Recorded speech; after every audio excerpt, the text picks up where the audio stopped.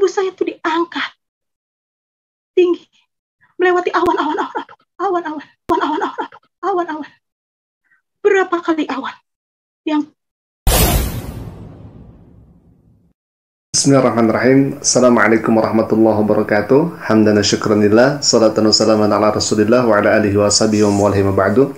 Ikhwafillah, semoga semuanya ada dalam sehat walafiat dan senantiasa ada dalam lindungan naungan Allah Subhanahu wa taala. Amin ya Allah ya rabbal alamin. Pada kesempatan kali ini saya akan menampilkan seorang murtadin yang mengaku dirinya diangkat ke langit menembus awan-awan. Ikhwafillah, apakah memang orang ini ingin menandingi Isra Mi'rajnya Nabi Muhammad SAW atau apa? Tapi ini sangat menarik dan ini akan menjadi penguat iman Islam kita di hadapan Allah Subhanahu wa taala.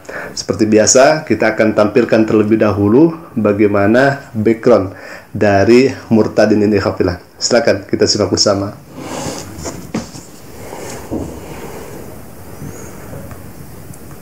saya dilahirkan, setelah dilahirkan saya diazanin dan saya diajarkan agama Islam sesuai ajarannya, dan saya dididik harus bisa mengaji, sholat, dan tulisan Arab. Saya sudah melakukan itu semuanya. Pada waktu itu, saya mengikuti apa yang orang tua mau. Saya suruh sekolah Arab itu pada kelas 2 SD. Saya harus sekolah Arab. Tapi saya, masa kecil saya, di saat saya sekolah Arab itu saya banyak membohongi ibu saya, bapak saya. Saya kebetulan itu, sebetulnya saya itu anak yang taat sama orang tua. Di saat saya sekolah Arab itu saya banyak membohongi ibu saya, bapak saya. Alhamdulillah, barusan kita sudah dengarkan videonya bersama. Ibu ini mengaku dulunya seorang muslimah dan dididik dengan didikan yang sangat luar biasa. Tadi dikatakan belajar ngaji, sholat, dan sebagainya. Bahkan orang ini masuk sekolah Arab, katanya demikian ya Khafillah. Orang ini taat kepada orang tua, akan tetapi definisi taat bagi si ibu ini itu berbeda. Di sana justru ibu ini membohongi kedua orang tua. Na'udzubillahi, itu bukan taat, tetapi sebaliknya daripada taat. Karena orang taat itu tidak mau membohongi orang tua. Apalagi ini sudah dikatakan taat kepada orang tua, jelas tidak akan mau untuk membohongi orang tua. Begitu. Jadi kalau misalkan ngaku taat tapi membohongi orang tua, itu bukan taat namanya. Baik, Khafillah, kita akan lanjutkan lagi video berikutnya. Membohonginya begini.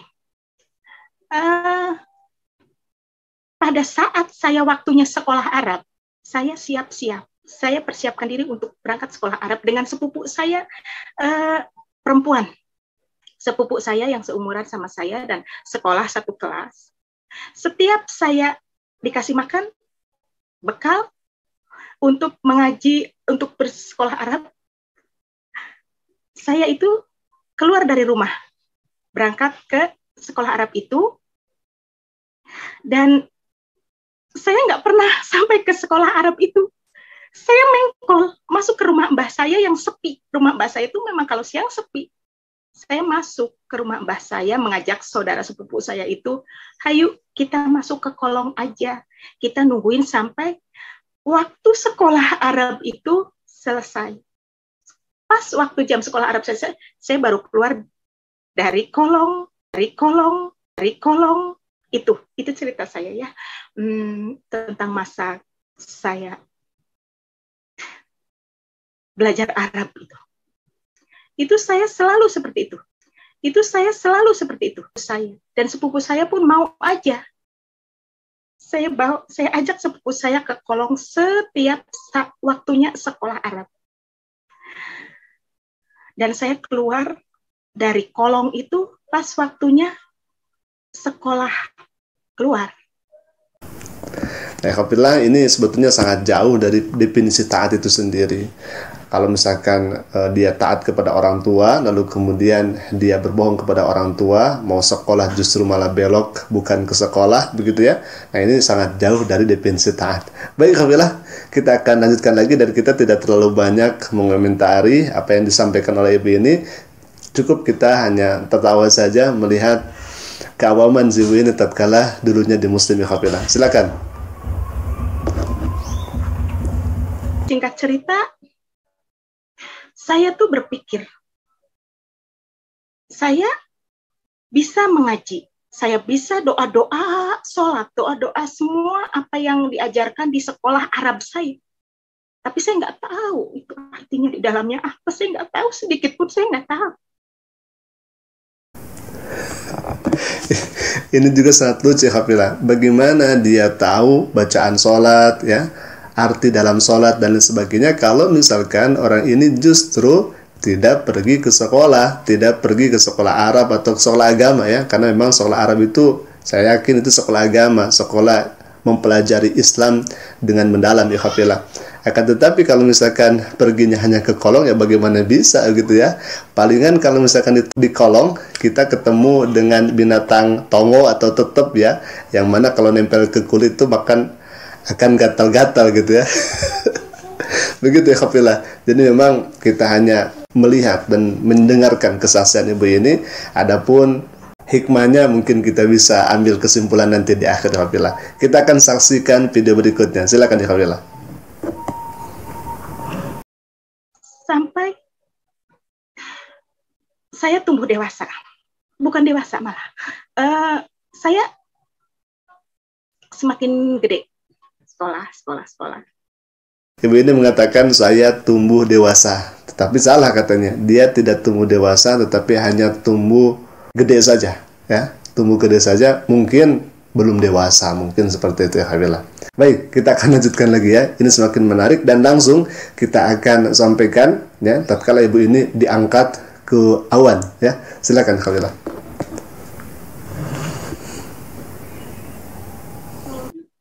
Ini bukan mimpi. Pada suatu saat malam hari, pada saat itu sekitar jam 2 lebih. Ini bukan mimpi, ini jelas kan. Keadaan saya dalam keadaan terlentang, tapi saya belum tidur. Saya masih merem-merem. Pas pada malam itu, saya kok merasakan hal yang aneh. Badan saya terangkat, mata saya pun sampai melirik. Mata saya tuh ngelihat, membukakan mata saya. Kenapa dengan badan saya? Badan saya itu terangkat. Ada apa ini? Tapi saya punya kekuatan iman yang luar biasa yang Tuhan berikan untuk saya. Saya nggak takut.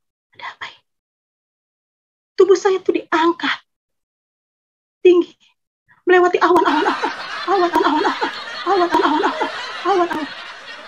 Berapa kali awan yang selama perjalanan saya diangkat ke atas. Hati saya itu senang sekali karena saya tahu hal ini tidak dirasakan untuk semua orang. Sampailah saya sudah melewati awan-awan. Sampailah saya ke tempat padang hijau, taman. Saya nggak tahu. Di dalam hati saya pada saat itu berpikir, Tuhan, apakah udah saatnya saya pulang? Itu yang dalam pikiran saya.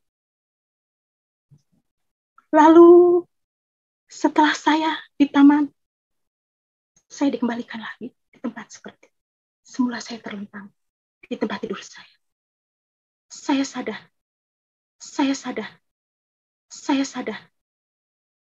Saya masih bingung kejadian apa ini.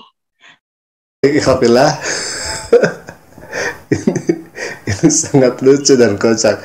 Di awal tadi ibu ini mengatakan saya diangkat ke langit dan dalam keadaan sadar, tidak tidur ya. Akan tetapi alhamdulillah tatkala perjalanan tadi dia katakan menembus langit, menembus awan begitu ya, dan di sana melihat padang hijau gitu ya dan lain sebagainya. Dan setelah dia dikembalikan, lalu kemudian ibu ini sadar. Apakah memang ibu ini dalam keadaan mimpi dan keceplosan ikhwafillah ya. Keceplosan tadi kan dikatakan dia dalam keadaan sadar, akan tetapi pas tadi di akhir kesaksiannya justru orang ini mengatakan sadar begitu ya. Apakah memang orang ini pengen menandingi Isra Mi'rajnya Nabi Muhammad SAW atau gimana gitu ya? Ini kan sangat lucu ikhwafillah. Nah, di video kali ini akan dijawab oleh saudara kita ikhwafillah, karena ibu ini mengakui Yesus sebagai Tuhan pada akhirnya. Silakan ikhwafillah, kita akan saksikan videonya. Hanya saya berani, saya mau menyebut dia Tuhan. Karena dia sudah mencurahkan darahnya. Dia tulus, mati, sengsara, disiksa buat saya. Masa saya nggak mau menerima dia? Celaka orang yang meninggalkan dia. Saya berkata bahwa kenapa kok Tuhan menyiksa dirinya untuk mengampuni hamba-hambanya? Kenapa kok begitu ribet? Padahal dia Tuhan. Untuk apa sampai menyakiti dirinya? Untuk ini saya kena biar Anda diampuni ya, biar kamu saya ampuni ya. Duduk sebagai udah terampuni. Itu terlalu ribet. Tuhan itu maha kuasa, maha pengampun, mudah seharusnya untuk mengampuni gitu. Dan bapak kok rela anaknya itu harus jadi korban. Kalau saya punya anak saya berkorban untuk orang lain, saya nggak mau. Baik ikhwafillah, mungkin itu saja dulu yang bisa kami sampaikan videonya. Semoga hal ini bisa menjadi hiburan untuk kita dan menjadi asbab untuk naiknya iman Islam kita di hadapan Allah Subhanahu wa taala. Amin ya Allah ya rabbal alamin. Al-afu. Assalamualaikum warahmatullahi taala wabarakatuh.